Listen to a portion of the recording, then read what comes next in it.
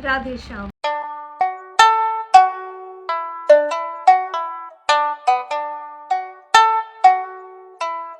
कैसे हैं आप सब लोग? और फिर से एक और बार स्वागत है आपका मेरे इस चैनल पे निकिता स्पिरिचुअल हब। थंबनेल देखकर तो आपको पता लग ही गया होगा कि हम महज 6 महीने में भगवान बनने वाले हैं और उसका कोर्स प्रोवाइड कर रही हूँ मैं। तो मैंने सोचा कि जब हमें भगवान बनना है इन 6 महीनों में, तो क्यों ना भगवान के बारे में कुछ बातें जान ली जाए और कुछ चीज़ें डिस्कस करी जाए आप लोगों के साथ। तो अगर मैं आपसे ये सवाल पूछूं कि भगवान कौन है, तो शायद मुझे जवाब मिलेगा कि जो बड़े बड़े राक्षसों को मार देता है, या जो हर युग में अवतार लेता है, या जो बहुत ज़्यादा शक्तिशाली है, या जिनके मंदिर पे जाके हम जो भी प्रार्थना करते हैं, जो कुछ मांगते हैं, वो हमारी प्रार्थनाएं पूरी कर देते हैं, या कुछ और जवाब भी मिल सकते हैं कि भगवान कौन है। अब जब हमने भगवान बनना है तो उससे पहले हम थोड़ी बातें कर लेते कि भगवान कौन है। तो आइए चर्चा करते हैं इस बात पे कि भगवान कौन है। आपको पता है भगवान के पास 6 ऐश्वर्य हैं जो उनको भगवान बनाते हैं। और वो 6 ऐश्वर्य क्या हैं और वो 6 ऐश्वर्य भगवान के पास ही क्यों हैं, हमारे पास क्यों नहीं है, तो उसके बारे में बात करते हैं। सबसे पहला जो ऐश्वर्य है वो है फेमस। भगवान बहुत फेमस है, मतलब अगर हिंदी भाषा में बोलूँ तो यशवान, भगवान के पास बहुत यश है। और अगर उसे नॉर्मल भाषा में बोलूँ या समझाने के तौर तरीके पे बोलूँ कि तो भगवान बहुत ज़्यादा फेमस है। आपने सुना है कि अभी के टाइम पे जो लोग फेमस हैं उनको एक युग के बाद भी याद रखा जाएगा? क्या वो इतने फेमस रहेंगे? मतलब अगर मैं बात करूं, अगर निकिता यानी कि मैं इस कलयुग में फेमस हूं, तो इसके बाद जो युग आएगा क्या उसमें भी सब निकिता को याद रखेंगे?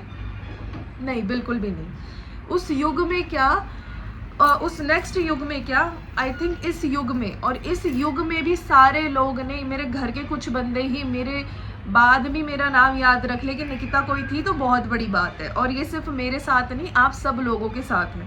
तो भगवान बहुत फेमस है, क्योंकि जब सतयुग था तब भी भगवान को सब जानते थे। जब द्वापर में जब द्वापर युग आया, त्रेता आया, तब भी भगवान को सब जानते हैं।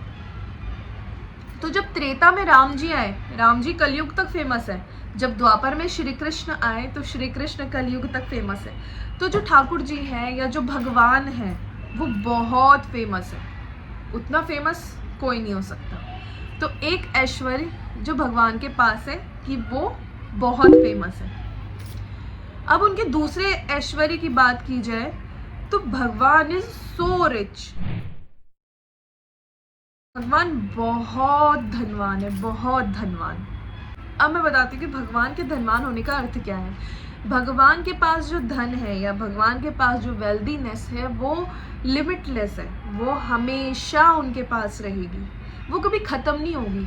पर हमारे पास जो धन है या जो सामने वाले के पास धन है वो एक टाइम पे आने के बाद वो घटेगा, कभी वो घटेगा कभी वो बढ़ेगा, पर ऐसा नहीं है कि वो सदा रहेगा। भगवान के पास इतना धन क्यों है? क्योंकि वो लक्ष्मीपति हैं।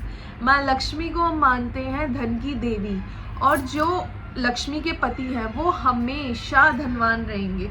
उनकी तो अर्धांगिनी लक्ष्मी मैया है, उनके पास कभी धन की कमी थोड़ा ना आने वाली है। तो दूसरा ऐश्वर्य, भगवान बहुत ज़्यादा धनी है, भगवान इज सो वेल्दी।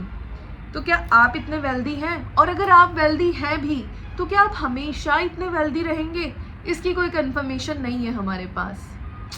बात करते हैं भगवान के तीसरे ऐश्वर्य के बारे में। जो तीसरा ऐश्वर्य है वो है कि भगवान बहुत पावरफुल है, बहुत पावरफुल। अब भगवान पावरफुल क्यों है? भगवान जब महज 7 साल के थे तो उन्होंने अपनी छोटी कनिष्ठ उंगली के नाखून पे गोवर्धन पर्वत को धारण किया था। ये सारी कहानी तो हम सबने सुनी है श्री कृष्ण लीला में, और अगर आपने आज तक ये कहानी नहीं सुनी है तो ज़रूर जाके सुनिए, और अगर आपको मेरे मुंह से सुननी है तो वो भी बताइए। तो भगवान ने अपनी छोटी उंगली पर गोवर्धन धारण करा था, और आज के टाइम पर अगर मैं अपनी छोटी उंगली पर एक छोटा सा बोतल का ढक्कन भी धारण करना चाहूँ ना, तो वो शायद मैं 1-2 मिनट से ज़्यादा धारण नहीं कर पाऊँगी, और सबसे पहले तो मैं बैलेंस ही नहीं बना पाऊँगी। तो अपनी हम बात क्या ही करें, वो तो प्रभु हैं, वो भगवान है। उन्होंने कितने दिन और कितनी रातों तक, आई थिंक 7 दिन और 7 रातों तक अपनी इस छोटी उंगली पर गोवर्धन धारण किया हुआ था। तो भगवान बहुत ज़्यादा पावरफुल है, बहुत ज़्यादा शक्तिशाली हैं। तो अभी तक हमने जाना प्रभु के कितने ऐश्वर्यों के बारे में। भगवान बहुत ज़्यादा फेमस है, मतलब भगवान बहुत ज़्यादा यशमान है, भगवान बहुत ज़्यादा धनी है, भगवान बहुत ज़्यादा वेल्दी है। नंबर 3, भगवान बहुत ज़्यादा शक्तिशाली हैं। भगवान के बराबर स्ट्रेंथ किसी में नहीं है। अब आते चौथा यश। भगवान का जो चौथा यश है, तो वो चौथा यश है कि भगवान बहुत सुंदर है। अब अगर हम संसार के इंसानों के बारे में कहें और अपने ठाकुर जी के बारे में कहें, तो संसार के जो इंसान हैं वो हम लोग ऐसे ही हैं। भगवान बहुत ज़्यादा सुंदर है। भगवान इतने ज़्यादा सुंदर हैं कि जो कामदेव हैं, करोड़ों करोड़ों कामदेव को जब हमारे ठाकुर जी अपनी तिरछी निगाहों से देखते हैं, तो वो वहीं पर मोहित हो जाते हैं। इसीलिए ठाकुर जी का नाम भी बोलते हैं मदन मोहन। मदन कहा गया है काम को, और मदन मतलब काम को भी मोहित करने वाले। कौन? हमारे ठाकुर जी। इसलिए उनका एक नाम मदन मोहन भी है, जो काम को मोहित कर लेते हैं। तो सोचिए हमारे ठाकुर जी कितने ज़्यादा सुंदर है, कितने ज़्यादा उनके वो टेढ़े मेढ़े अंग और वो तिरछी तिरछी निगाहें और वो सांवला सा रंग, इतने सुंदर है ठाकुर जी की किसी की भी निगाहें उन पर अटक जाए। ठाकुर जी बहुत ज़्यादा सुंदर है।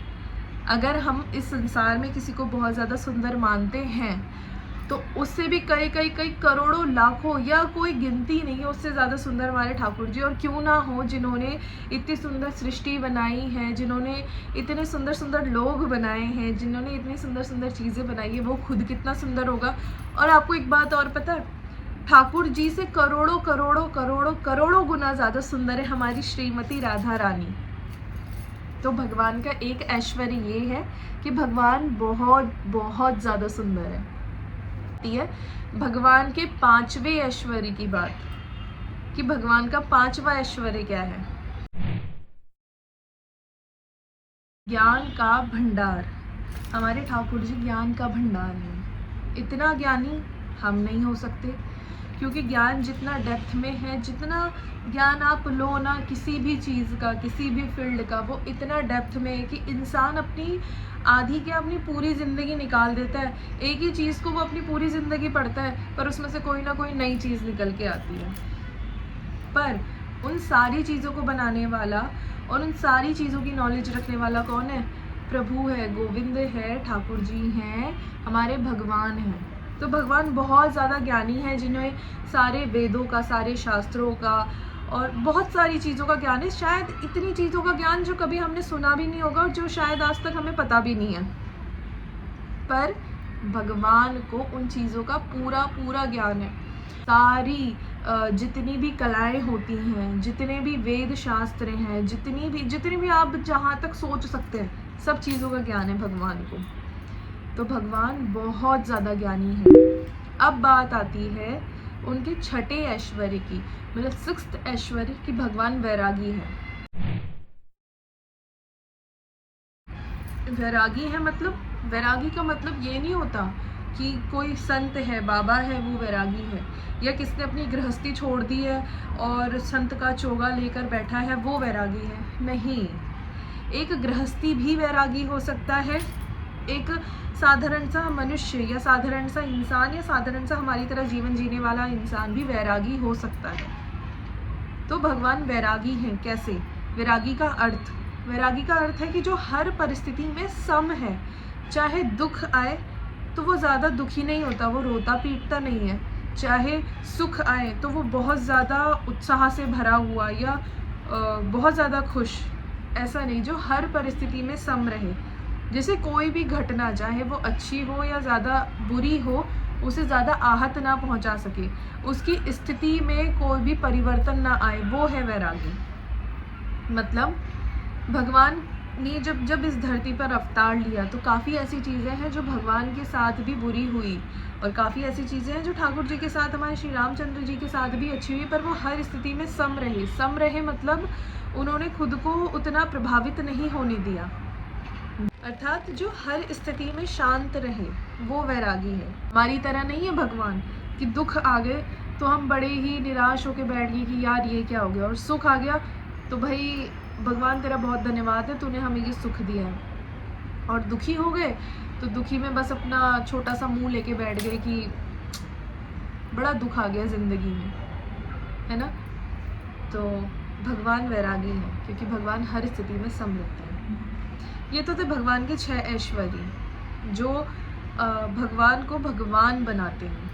तो अगर आपके पास ये 6 ऐश्वर्य हैं तो बन जाइए आप भी भगवान। मैं कह रही हूँ एक दिन में आप भगवान बन जाएंगे अगर आपके पास ये सारी चीज़ें हैं। तो क्या खुद से पूछिए सारी चीज़ें हैं, भाई मेरे पास तो ये सारी चीज़ें नहीं हैं और शायद ये सारी चीज़ें कभी हो भी नहीं सकती मेरे पास। मैं भगवान तो नहीं पर भगवान का दास ही बनना ज़्यादा प्रेफर करूँगी खुद के लिए। पर भगवान के इन 6 ऐश्वर्यों के अलावा एक और चीज़ है जो मुझे लगता है कि आजकल हर किसी के पास नहीं होती है, पर जो हमारे ईश्वर के पास है, जिसके कारण वो भगवान बनते हैं। वो चीज़ है विश्वास, चीज़ भरोसा। आपका हर कोई भरोसा तोड़ सकता है जीवन में एक ना एक बार, और हर कोई होगा यहाँ पे इस पूरी धरती पे, संसार में, जो जिसका भरोसा जीवन में एक ना एक बार ज़रूर टूटा होगा किसी भी चीज़ में। मैं नहीं मान सकती कि कोई ऐसा होगा कि नहीं, आज तक मैंने जिस पे भरोसा करा उसने मेरा भरोसा बनाए रखा। शायद हमने भी बहुतों के भरोसे तोड़े, शायद हमारा भरोसा भी बहुतों ने तोड़ा है, पर एक बार प्रीत लगा के देखिए आप ठाकुर जी से। दावे से कहती हूँ आपका भरोसा कभी टूटने नहीं देंगे। चाहे आप कितना गलत करें, चाहे आप कितने गलत पथ पे चले जाएं, आप भूल जाएंगे उनको, पर वो आपको कभी नहीं भूलेंगे। तो वो आपका भरोसा हमेशा उसी तरह रखेंगे, कभी टूटने नहीं देंगे, क्योंकि हमारे जो ठाकुर जी है ना, विश्वास के बड़े पक्के हैं। और विश्वास आपको अगर इस बात का नहीं है तो आजमा के देख लीजिएगा। और ऐसी ही नई नई बातें जानते रहेंगे आगे की वीडियोस में। तब तक के लिए राधे श्याम। ऐसे वीडियोस को प्यार देते रहिए, और अगर आपको किसी नए टॉपिक पे या कुछ भी जानना हो तो ज़रूर कमेंट सेक्शन में बताइए। मैं नई वीडियो लेके ज़रूर आपके पास आऊँगी। तब तक के लिए राधे श्याम।